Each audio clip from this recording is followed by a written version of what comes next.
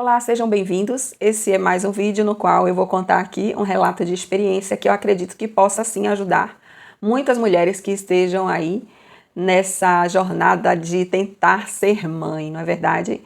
Eu sei que tem muitas mulheres que têm aí esse sonho de ser mãe. Eu já tive esse sonho, tive minha filha, hoje minha filha já está com 12 anos de idade, mas não foi tão fácil assim engravidar. Então eu passei por um processo, né, para ter a minha filha e teve um exame que eu fiz na época que foi assim determinante fisicamente para que isso acontecesse. Então foram outros fatores também, não apenas fatores externos, mas eu gostaria de compartilhar aqui a minha experiência como um todo.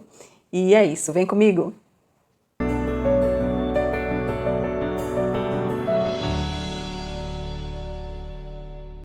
Então, antes de mais nada, eu gostaria de falar sobre algo que me impulsionou para me lançar aqui no YouTube como produtora de conteúdo, quando eu tive essa ideia de trazer relatos de experiência e tudo mais, para ajudar, né, as pessoas de alguma forma e trazer todo o meu conhecimento, minha vivência e contribuir de alguma forma, não apenas consumir, mas também produzir, por que não, não é verdade?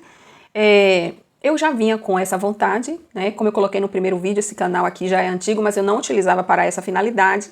E eu já vinha fomentando essa ideia, porém eu não colocava em prática. E foi a partir do vídeo da atriz Mariana Rios, que, como muitos sabem, a Mariana também, ela trabalha com terapias, né? Desenvolvimento humano e tudo mais. Ela tem aí projetos dela, né? De imersões e tudo mais. E ela vem passando por um processo pessoal aí, que ela vem compartilhado nas redes, na sua jornada tentando ser mãe. E foi um vídeo específico que apareceu para mim no Instagram, onde a Mariana se coloca ali, coloca toda a sua jornada, a sua angústia, a frustração, né, e sofrimento que ela tem passado por não conseguir engravidar. E aquilo me tocou profundamente. O que mais me motivou foi a coragem. A pessoa vir para a internet, se despir do ego, se despir de vaidade e colocar as suas fragilidades é um ato de muita coragem. Então, essa exposição que a gente vê na internet, que muitas delas a gente sabe que é desnecessária, mas que muitas outras sim são inspirações. E a Mariana, nesse momento, ela me inspirou a finalmente vir aqui e colocar esse canal no ar para que possa de alguma forma agregar. Esse é o objetivo do canal. Esse arquétipo da mãe que fica aí no inconsciente coletivo é inacreditável. A gente acaba em algum momento querendo ser mãe, a gente se vê nesse lugar, né? Eu que vivia dizendo, não, eu não quero ser mãe, esse mundo é um mundo muito doido para colocar filho, ou eu achava que eu não tinha capacidade, ou eu não estava preparada, mas aí chega o bendito relógio biológico e a partir dos 30 anos de idade foi quando eu comecei a pensar. E aí veio uns pensamentos aqui, outro ali.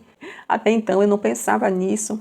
Eu passei por uma experiência muito dolorosa, onde eu sofri um aborto. Não estou preparada ainda para falar sobre isso, porque ainda mexe um pouco comigo emocionalmente, mas assim, eu tinha colocado uma pedra em cima desse assunto e eu tinha decidido que eu não queria ser mãe. E aí eu pensei, não vou ser mãe, eu vou focar em outras coisas, mas aí não adiantou. Chegou um momento que eu achei que era o momento ideal, né? Eu estava com a pessoa que eu achava que era a pessoa ideal, e de fato era, é o pai da minha filha, que estamos juntos até hoje. Vão fazer aí 19 anos de relação e chegou esse momento, né, que acaba chegando para todas as mulheres. Então eu decidi, não, eu quero ser mãe, conversamos, ele concordou e aí começamos a tentar. E aí, sem cobranças, né, eu achei que seria uma coisa bem fácil e me surpreendi, porque passou um ano, passou 2 anos, aí opa, tem alguma coisinha aí. Algo de errado não tá certo. E aí, no primeiro momento, eu tava tranquilinha, achando, não, tranquilo, não é pra ser, tô tranquila, não tava querendo mesmo, coisa e tal. Mas aí o tempo vai passando e aí não vem, e você vai se questionando. E vem o ego também, e como assim eu não aceito? Como é? Eu não aceito, como assim? Eu sou estéril, eu não posso ter filho, né? O ego falando, porque aí é o ego, né? Outra pessoa pode, mas eu não posso. Então, o que é que os outros vão falar, né?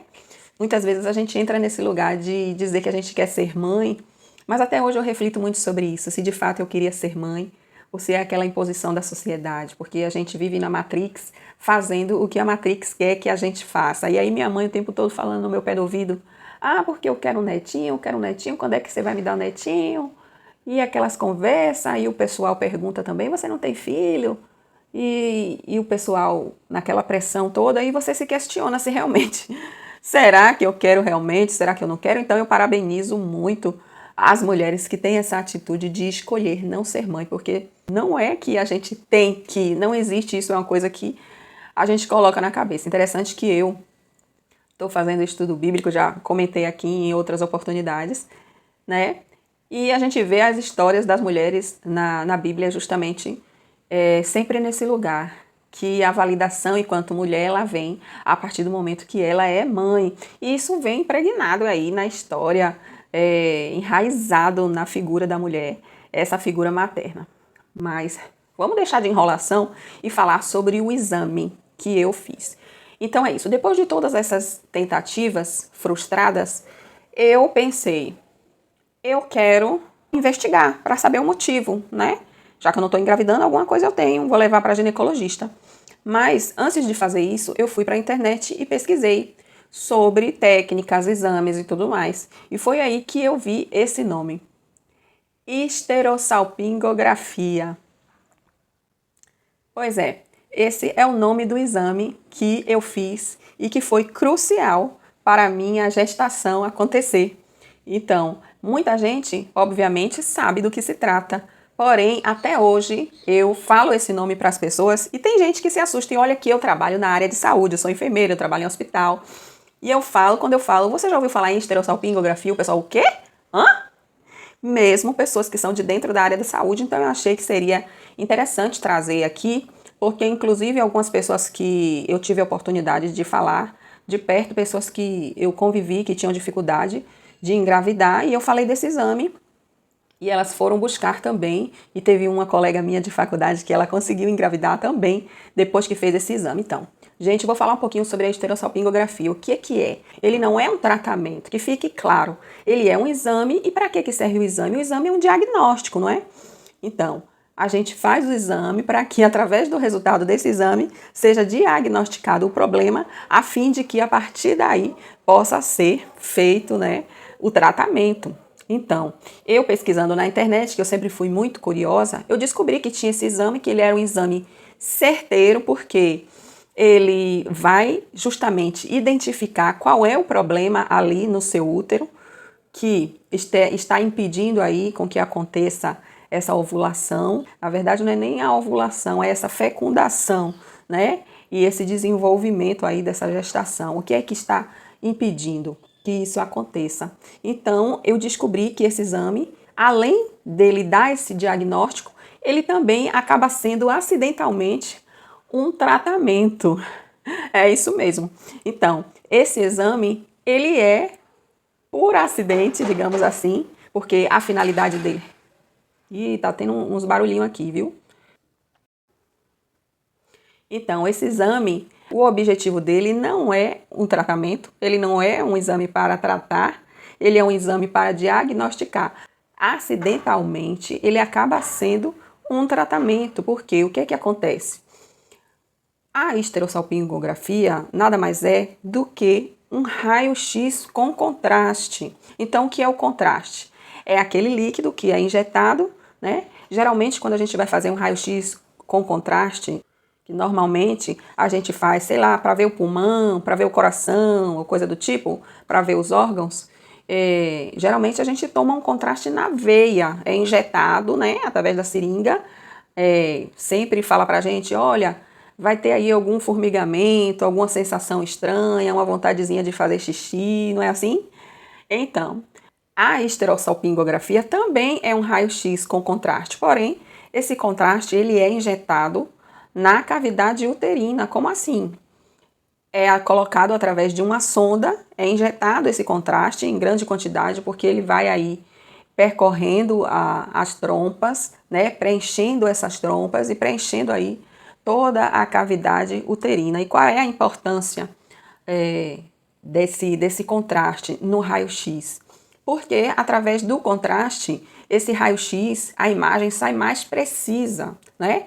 A gente vai ver exatamente, vai conseguir visualizar exatamente o local em que se encontra o problema. E o diagnóstico ele vem mais certeiro.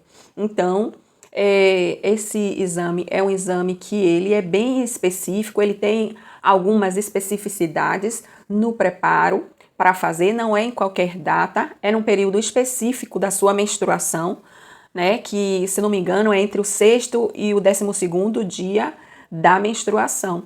E a mulher, ela toma algumas medicações, ela faz uma consulta prévia, faz a consulta com um anestesista, para ver questões, né, de se tem alergias ou outras patologias que possam contraindicar o procedimento, e também é passado algumas medicações para que essa mulher ela venha tomando nos dias que precedem ao procedimento. Então, é um exame que dói bastante, incomoda bastante quando vai colocar o contraste, né? Que é o momento que esse contraste ele está entrando ali na cavidade. É uma dor horrorosa. Inclusive, teve uma criatura que falou para mim que o sonho dela era engravidar, que coisa e tal, mas que ela não fazia esse exame nem morta, porque doía muito. Então, assim, eu disse para ela, querida, então você não está querendo engravidar, porque tem um sonho de engravidar, mas ela não quer se submeter. Eu acho que não só para essa finalidade, mas para qualquer sonho que você tenha, você tem que se dispor, se predispor a fazer o que estiver ao seu alcance para você conseguir realizar o seu sonho. Então, quando eu descobri que existia esse exame e que ele poderia ser uma alternativa viável para mim, para que eu realizasse o meu sonho de ser mãe, eu fui em busca disso. Na época, eu tentei fazer pelo meu plano de saúde, não tinha conseguido encontrar disponível em nenhum lugar da cidade. Eu sou de Salvador, Bahia. Tentei tanto na capital como adjacências e, por incrível que pareça, eu não consegui. Mas foi pela questão realmente de ser um exame que ele é de alto custo e o plano de saúde não estava liberando, né? Porque tem ali a cota e tudo mais, todas as questões burocráticas. Então eu fiquei muito frustrada. Na época eu estava cobrando mais de R$ 1.000. Eu acho que hoje em dia se encontra entre R$ 500 e R$ 600, eu já ouvi falar. Mas na época eu me lembro que me cobraram mais de R$ 1.000 no particular e eu não tinha dinheiro. E aí eu fiquei muito chateada, frustrada, porque eu não tinha como arcar com aquilo. E é aí que entra a parte espiritual da coisa, porque eu falei, o exame foi essencial para a questão física, mas para além disso, tem a parte espiritual que também Deus intercedeu nesse momento. E eu acho que é tudo um conjunto, né? O universo ele acaba conspirando para que as coisas aconteçam. Depois de um tempo já tentando, sem conseguir e me frustrando, e também depois de não conseguir agendar o exame, não consegui, então eu fiquei muito chateada, muito frustrada, e foi nesse momento que teve aí esse encontro com Deus. Eu me lembro que dias antes eu tinha chorado e eu orei e pedi a Deus com muita intensidade, com toda a intensidade do meu coração. Eu conversei com Ele, do fundo da minha alma, Senhor. E aí eu abri meu coração para Ele e coloquei o meu desejo. Eu tinha um desejo ardente de ser mãe e conversei com Ele. E é isso. E então eu descansei, né? Eu orei e eu descansei. E a partir desse momento eu aceitei, né?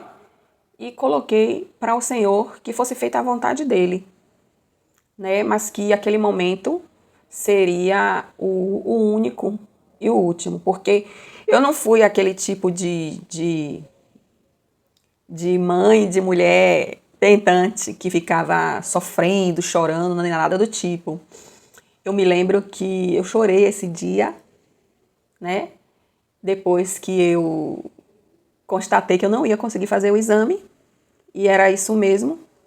Então eu chorei, entreguei na mão de Deus, também sequei a minha lágrima e vida que segue. Eu sei que, de repente, as coisas começaram a acontecer. Descansei no Senhor. E foi quando eu descansei que um belo dia eu tinha ido para a faculdade e uma colega minha da faculdade, Rose, eu estava na faculdade, a gente estava conversando sobre alguns assuntos relacionados à gestação e eu falei, eu tentei, gente, fazer um exame pelo meu plano de saúde e eu não consegui. E é um exame que é caro, eu não tenho dinheiro. E aí elas me perguntaram, né? Na verdade a Rosa me perguntou, que exame, Lilian? E eu disse, né? Histerosalpingografia. E eu já falei assim, histerosalpingografia, achando que ela nem ia saber o que era, porque geralmente quando eu falava esse nome, ninguém sabia do que se tratava. E aí ela falou para mim assim, eu vou tentar conseguir para você. Aí eu, como assim? Vai tentar conseguir como, menina? E eu super duvidando, achando que aquilo não ia dar em nada. Ela, eu tenho um amigo que trabalha na clínica tal, que é uma clínica de diagnóstico por imagem, é muito famosa aqui em Salvador.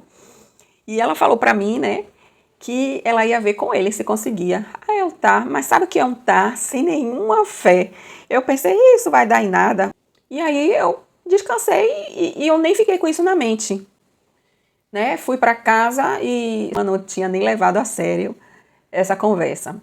E foi quando eu recebi um telefonema de uma pessoa da clínica e aí a ficha não tinha caído quando ela falou comigo. Lilian Oliveira, aqui é da clínica tal, tô ligando porque a senhora tem interesse em realizar o exame da histero, a gente está com uma vaga aqui que foi de uma desistência. Uma pessoa acabou desistindo, né? E aí vagou e ela estava me oferecendo e perguntando se eu queria. E eu dei um pulo de onde eu estava, dei um pulo.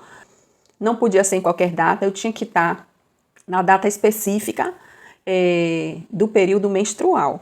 Aí eu estava exatamente no período para fazer o exame. Então, assim, gente, não tem como, é coisa de Deus, porque eu só tinha aquela oportunidade, aquela vaga, porque tinha sido uma desistência. E ela tinha falado para mim assim, Lilian, se não for agora, eu não sei mais quando é que vai ser, porque para ter uma desistência desse exame é muito difícil, porque é um exame que é muito difícil de vagar, né, para fazer através do plano de saúde. Então, eu falei, não, moça, eu tô sim no período que seria até, ela me ligou, acho que era uma quinta-feira, uma coisa assim, ia ter um final de semana e o exame seria na segunda, não poderia passar desse dia, porque depois sairia daquele período que era indicado para o procedimento. E justamente a consulta estava marcada para segunda-feira e eu falei para ela, eu vou. E ela disse, mas que não sabia se ia dar tempo, porque precisava de fazer uma consulta com o anestesista e precisaria de tomar, né, as medicações necessárias. Eu falei, moça, pelo amor de Deus, eu vou agora, veja aí um extra, qualquer coisa, eu faço essa consulta hoje. Aí lá eu vou ver aqui. Nesse vou ver aqui, eu fiquei apreensiva aguardando e ela retornou a ligação dizendo que sim, que eu tinha que sair correndo naquele exato momento. E eu fui até a clínica, fiz a consulta com o anestesista que me receitou as medicações que eu precisaria tomar, que na verdade eram para ser tomadas em uma semana ou mais dias, eu não me recordo exatamente a quantidade de dias, mas aí, como era um caso que eu tinha muita pressa, acabou aí acelerando o processo, ele diminuiu o espaçamento das horas que eu teria que tomar, né, e não sei quantos comprimidos aí, coisa e tal. Enfim, o importante é que tudo deu certo, eu fiz meu exame e saiu o meu diagnóstico. Foi colocado lá que eu tinha aderências peritubárias. Então, vou falar aqui rapidamente sobre aderências peritubárias. Eu não tenho nenhum conhecimento aprofundado, eu não pesquisei nada para vir falar aqui antes, mas aderências é quando as trompas elas estão colabadas, né? E geralmente isso acontece, é muito comum em mulheres que teve partos cesáreos previamente, né? porque aí essas cicatrizes da ferida operatória, elas acabam aí fazendo com que as trompas colabem e elas ficam fechadas mesmo assim, fechadinhas, né? Interrompendo ali a passagem do espermatozoide. Ele não passa, não entra. Precisaria que ela ficasse pérvia para que esse espermatozoide ele penetrasse e fosse até a cavidade uterina. Então, essas trompas elas estavam colabadas, não tinha passagem e essa era a minha situação. E muito provavelmente teria sido consequência da situação que eu tive, né?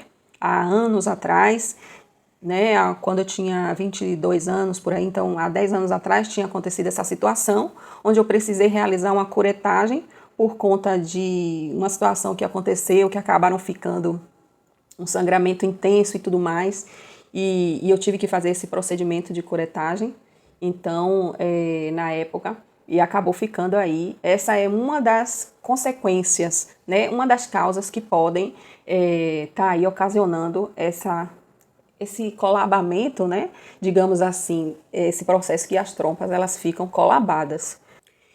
Eu, com aquele diagnóstico na mão, eu respirei fundo e falei, é isso, vamos agir, né? Ação. Porque tem que ser, tudo na vida tem que ser soltar e agir, é como eu sempre falo. Sobre a importância do soltar. Soltar não é simplesmente você cruzar os braços e esperar acontecer, é você soltar, mas também você agir. A ação, ela tem que estar ali, juntamente com o soltar, para que as coisas fluam, para que as coisas aconteçam. Então, eu soltei, eu já tinha orado, já tinha conversado e já tinha entregado nas mãos do Senhor. E eu já tinha soltado. Mas a partir do momento que eu tenho um diagnóstico na minha mão, eu fui e agendei uma consulta numa clínica de reprodução humana. É uma clínica que é muito famosa aqui em Salvador. E eu fui, agendei e pensei, vou levar esse diagnóstico e ver então qual que vai ser o tratamento que eles vão indicar. Era em junho de 2012. Então, chegou o Dia dos Namorados e eu fui comemorar, né? Fomos comemorar, e que é o pai da minha filha, que estamos juntos até hoje. Fomos comemorar então o Dia dos Namorados. E nessa comemoração, então, conversei com ele a respeito do exame, né? O que tinha acontecido. Falei com ele que eu tinha agendado essa consulta e que ia ver aí no que era que ia dar. E aí, tranquilamente, segui minha vida, aguardando a data para a minha consulta, que seria só 3 meses depois. Passou um mês, para ser mais exato, foram 9 semanas que eu não menstruava, eu estava sem menstruar, eu estava com seios doloridos, uma série de sintomas que seriam de uma gestação, mas eu não tinha dado nenhuma importância porque eu já tinha passado por essa situação de identificar alguns sintomas e eu corria para a clínica para poder fazer o exame, né? E sempre dava negativo e eu sempre me frustrava. Então, eu não queria mais passar por isso. Depois de relutar, eu acabei indo porque eu pensei, olha, é melhor eu ver, porque se eu estiver, eu tenho que começar a me cuidar desde então, né? Então, eu fiz o exame e eu já fui fazer o quantitativo, que é justamente aquele que indica o tempo da gestação. Veio o resultado, deu 9 semanas, então eu não acreditei no primeiro momento, eu fiquei muito assim, sem reação, porque eu não estava esperando, né? Eu já tinha entregado, já tinha me conformado, já estava preparada para fazer o meu tratamento, ciente do meu problema. Esse exame, sim, eu tenho que dizer para vocês, vai acontecer com todo mundo? Não. Pode acontecer com você o que aconteceu comigo e com muitas outras mulheres, mas também pode não acontecer. Esse vídeo não é para falar para você, vá nesse exato momento agora procurar fazer uma ístero porque você vai engravidar. Não é nada disso, pelo amor de Deus. Eu só venho aqui, esse vídeo ele tem uma finalidade também educativa, né?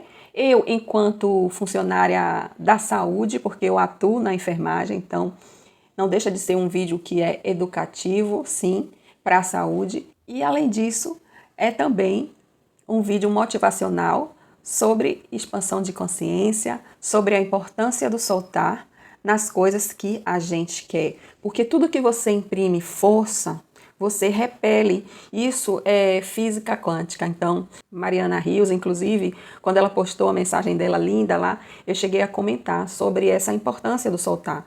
Porque ela imprimindo tanto empenho, tanta força naquilo que ela quer, e inevitavelmente vem frustração e isso acaba tomando conta do emocional. E a gente fica nesse lugar de querer controlar a situação. E a gente não tem o controle de nada. Então, tudo que a gente imprime força e imprime controle, né? As coisas, elas não fluem, né? Acontece justamente o oposto. A gente acaba afastando. Então, quando você solta, é que as coisas vêm. Então, quanto mais eu tenho entendido esse movimento através da mecânica quântica, através da expansão de consciência, eu venho conseguindo criar a minha realidade aos poucos. Essa expansão vem trazendo para a gente essa consciência do nosso poder de cocriação. Na época, eu não entendia o que era nada disso. Eu nem sonhava em estudar nada que eu estudo hoje.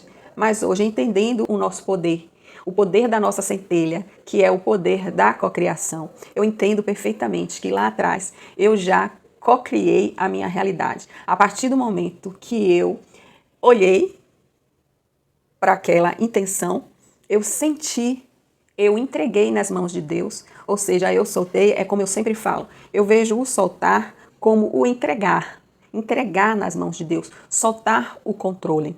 A partir do momento que eu fiz isso, as coisas aconteceram sem que eu buscasse, sem que eu procurasse. Apareceu uma pessoa que veio até a mim e me disse que ia conseguir o exame no momento ideal do período menstrual.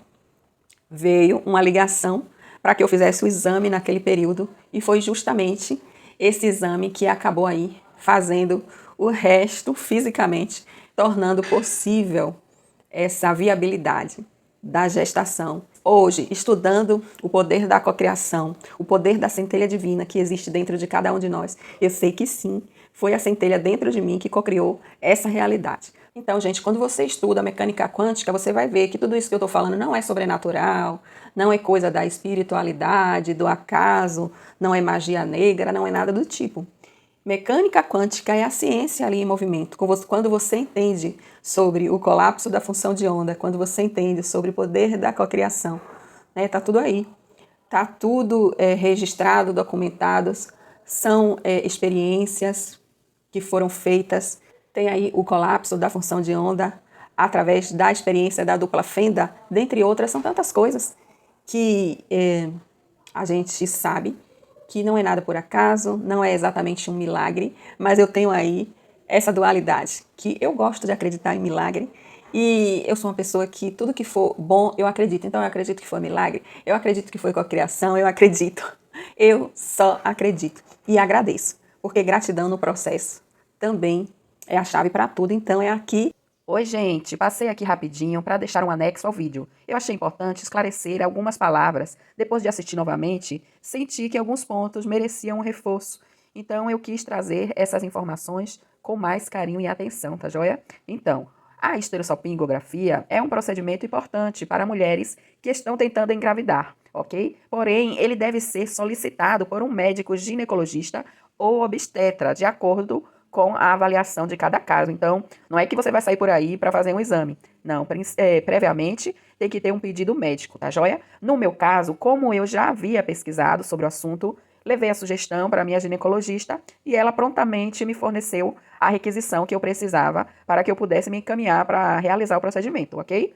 Então, vale lembrar também que a esterossalpingografia é um exame de diagnóstico, viu? É importante deixar isso bem claro. Não é um tratamento. No entanto, em alguns casos, como no meu, por exemplo, quando há o colabamento das trompas, o próprio procedimento ele ajuda a desobstruir e aí permite que essas vias se tornem pérvias, ou seja, que fiquem ali abertas para que possa haver a fecundação, tá joia? O que é bacana também desse exame é que pode acontecer esse tratamento acidental, né? Digamos assim, ele pode ocorrer também não apenas no colabamento das trompas, como em outros casos também, em outros problemas que a mulher tenha no útero.